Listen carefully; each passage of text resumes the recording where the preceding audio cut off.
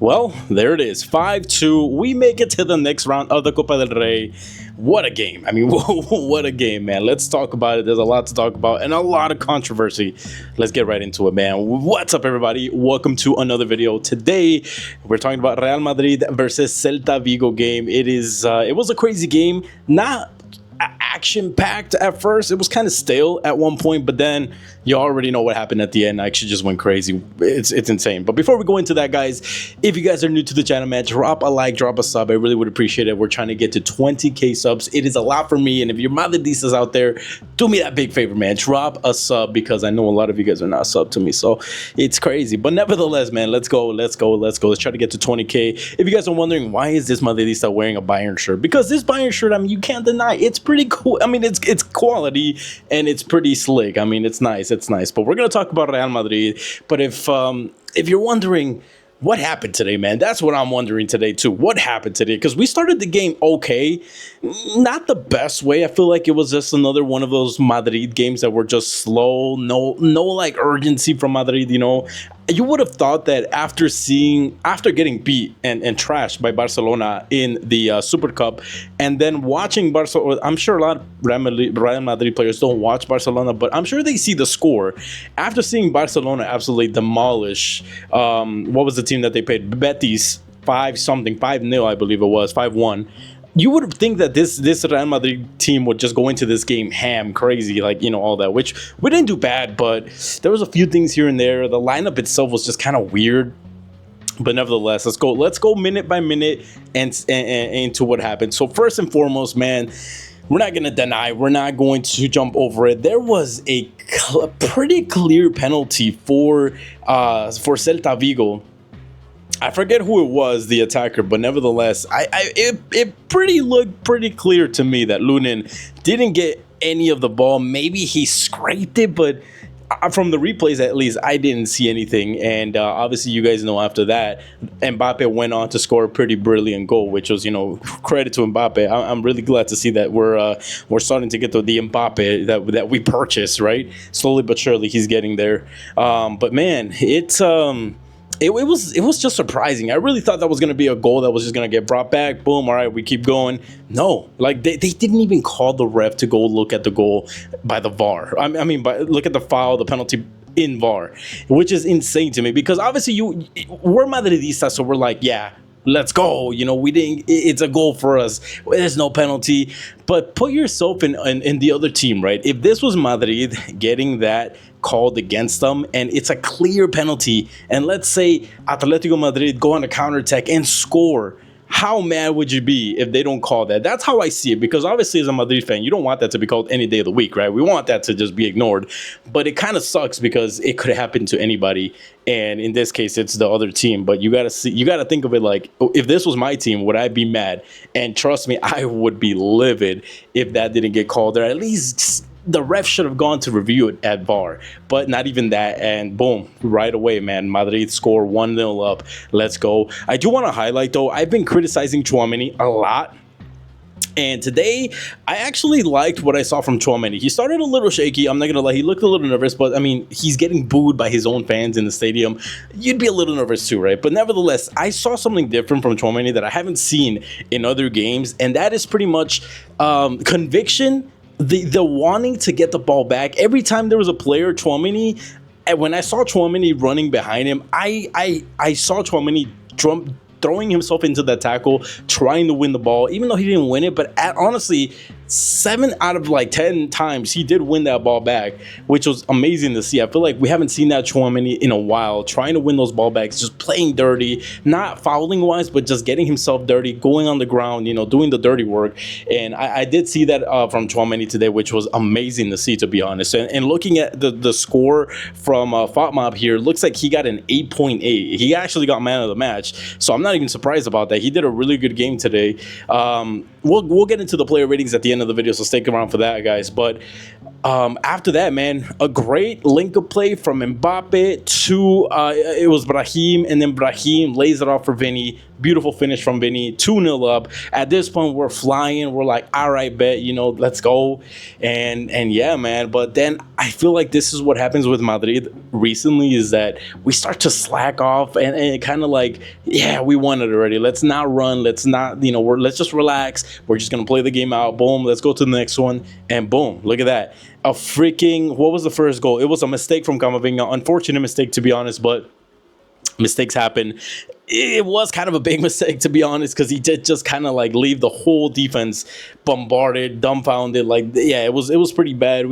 Asensio nearly got to that, but it went under his feet at the end of the day. And boom, 2-1. Celta Vigo had about 10 minutes to come back. And then Asensio comes in and does a foul penalty. And Celta Vigo goes 2-2 draw up, man. I was livid. I was like, are you kidding me? Like, we're shit, man, shit. I was really like, what the flip is going on, right? Asensio today, I actually liked Asensio. Obviously, that foul, it's that experience, right? It's that experience that he's still missing. But I mean, nevertheless, I think he had a pretty good game. Every time he gets the ball recently, I just feel like it's a safe in Asensio's hands. I don't feel nervous as much as with other players, but Asensio definitely just needs a little bit here and there to kind of be that caliber of player. Reminds me a little bit of Sergio Ramos. If you guys remember, Sergio Ramos was the kind of defender that would jump into tackles and not really care what happens afterwards. He would just go into them and trying to get the ball back, right? A lot of times he would just go for the player, but nevertheless, Sergio Ramos got a lot of red cards in his days, right? He actually got a lot of penalties scored against us as well. So this kind of reminded me of a little Sergio Ramos moment because you could tell that Asensio was trying to go for the ball. He tried to body the guy, but kind of hit him with his shoulder and his legs at the same time and ending up knocking the dude down. I mean, clear pen at the end of the day, but it did remind me a little bit of Ramos in a way. So it's funny to see, man. And then boom, we get to the extra time. At this point, I'm like, all right, there's no way. Like, there's only one good thing that can come out of this if we get out, and is if Ancelotti gets sacked. But even then, I don't think it's gonna solve anything. So I'm like, now we have to win this 100% because I don't see Ancelotti getting sacked if we lose 3-2 to Celta or in penalties. No way he's getting sacked. So we need to win. Like, there's no way we can lose right now because nothing's gonna happen. And man, oh man, Endrick, he was actually having a pretty slow game. Not gonna lie, he was kind of not really in the game. But then again, this is a player who hasn't gotten minutes, has not gotten really any play time, so he's not going to go into these games with confidence, with ball control and all that. But at the end of the day, man, Endrick shows out with a pretty good first touch. I believe it was a pass from Arda Güler, and then after that, man, Endrick with that beautiful left foot. I mean, the power this kid has on that left foot is absolutely insane. I think he can rival Fede Valverde for his money for the power shot because they both have such a strong foot and shot. And then right after that, man, we go to Fede Valverde. Jesus Christ. We go to Fede Valverde. I don't even know what to say at this point about Fede Valverde, man. Federico Valverde, my favorite player literally as a Madridista. I think Fede Valverde, future captain of Real Madrid. I'm so excited for the moment that happens. I think he already is in line, but obviously there's like Lucas Vazquez, there's a few players ahead of him. But Fede Valverde, guys, oh my days. What can we say about Fede Valverde?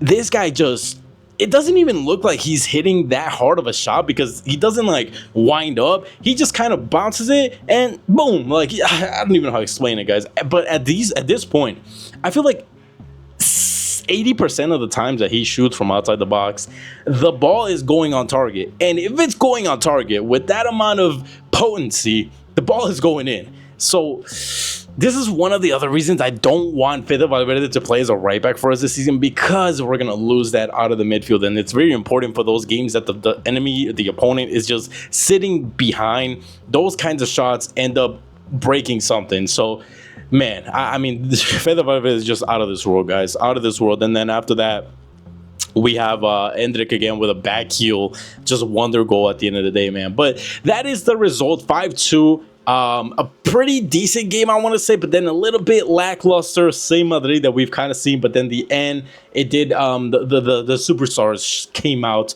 the individualism came out again and saved Ancelotti's ass. And there's that, man. 5-2. Let's go quickly with the ratings. Number one, Lunin in goal. He didn't do a bad job, to be honest. The goals that he got conceded, I mean, the first one is just a total error. He gets blindsided. Nothing he can do. The penalty, I mean, he tries his best. Nothing you could do there as well. So Lunin, he gets a 6.9, and that's really about where I would put him as well, about a 6.97 from the game. He actually did a pretty good save, so I'll give him a good 7. I'll give him a good 7. Frank Garcia had a decent game, nothing too crazy. I'm going to give him a 7. Rudiger, pretty decent game. It looked like he was playing not at his full potential. I do remember them saying that he had a knock or something. Nevertheless, a 7 for him. Asensio, yeah, he made the penalty, but he was solid throughout the whole game. I'm going to give Asensio a solid... I'll give him a 7, honestly. I think Asensio was pretty good. Lucas Vazquez, a little bit of the same. Nothing, not too good, not too bad. He didn't get beat this time around that badly, so I'll give him a 7. Ceballos today was okay. He wasn't bad. He did do a lot of ball control, definitely in midfield. I'll give him a 7.5. Tchouaméni, I definitely think today he deserves an 8. I'm even surprised by that, but I think I'm gonna give my boy Tchouaméni an 8. Very good display from Tchouaméni. We needed to see that from him because we needed to see some kind of like motivational performance from Tchouaméni, because if not, we were giving up on him. Modric, pretty decent game, nothing too crazy as well. I give him a 7.5 because Modric is Modric. He's a legend. We got Vinny Jr. actually had a pretty good game, did a few decent runs. He's not still the same Vinny that we've seen in the past times that has absolutely just destroyed defenses, but not too bad. I'll give him an 8 today because he did score. Mbappe, I'm loving what I'm seeing from Mbappe. The confidence, the movement, the ball control is almost back. Like, he's not losing the balls like he was at the beginning of the season. I'm gonna give Mbappe a solid 8.5 because he did get that goal as well. And then there's Brahim Diaz. Not a bad performance, not a great performance, honestly. I'll give Brahim Diaz a 7.5. And then we have Camavinga. I'm going to say a mid performance because he did give up that goal. He didn't have too much going on. I'll give him a 6.5. Out of the Guler, he did provide 2 assists. You can't forget that. Very crucial assist as well at the end of the game. So I'll give him a 7.5. Fede Valverde, man. I mean, this guy came in, played for like 25 minutes, but at the end of the day, Fede Valverde is Fede Valverde. I'm giving my boy an 8. And then Endrick, I'm giving Endrick an 8.5 because, I mean, he literally got us out of a pickle right there. And then Jude Bellingham and Rodrigo, I'm not really going to rate him because they're kind of, at the end of the game they played. They didn't really have a lot of, a lot of rotation and all that. But nevertheless, guys, that's going to be the video. Let me know in the comments, what did you guys think of this game? And Monday is the draw. Who are we going to get? We could get Barcelona. We could get Atletico Madrid. I want to get Barca, but I feel like we're not ready for that match because it's just going to be the same thing, because we're going to get battered 4-0 if we get Barca, to be honest. I believe in Madrid, but the way they're playing and the way we're still kind of struggling, and you know what I mean, if we're being realistic, it's not going to be a good game for us. So maybe Atletico would be a good warm-up, but I'll take anybody at this point. It'll be a good game. Nevertheless, drop a like, drop a follow, guys, and drop a sub. I appreciate you guys. Have a good one, and I'll catch you guys at the next one. Peace out.